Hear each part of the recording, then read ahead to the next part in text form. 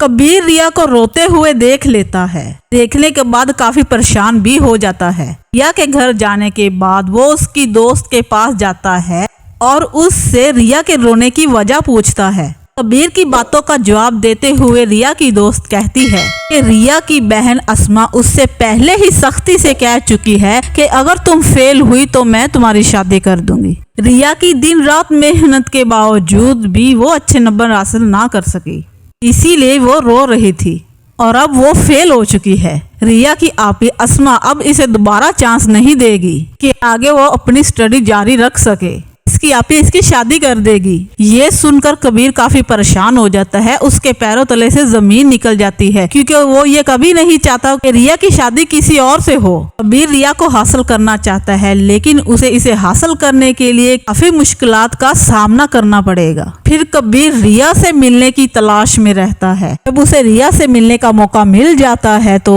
मौका मिलने के बाद वो रिया से मिलता है और कहता है, मैंने सुना है कि तुम शादी कर रही हो।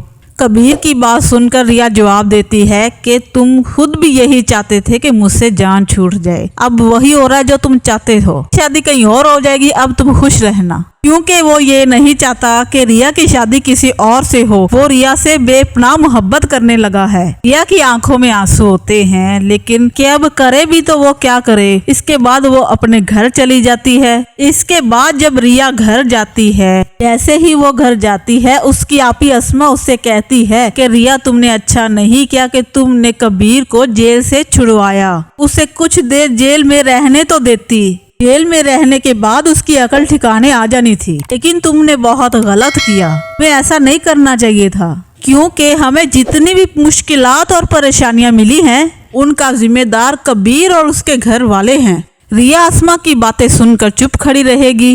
ये सब बातें रिया को सुनाकर अस्मा अपने कमरे में गुस्से से चली जाती है। रिया भी कबीर से मोहब्बत करने लगी है, इसलिए वो भी नहीं चाहती कि उसकी शादी किसी और से हो। दूसरी तरफ कबीर भी हार मानने वाला नहीं। जहाँ जहाँ जाती है कबीर उसके पीछे पीछे ही होता है क्योंकि कबीर को इस बात की बहुत फिक्र है। रिया का पीछा करने का मकसद ये भी है, फिर जानना चाहता है कि रिया को अगवा करने वाले कौन थे और रिया को अगवा करने की कोशिश क्यों की। क्या कबीर ये जान पाएगा कि रिया को अगवा करने की कोशिश किसने की थी।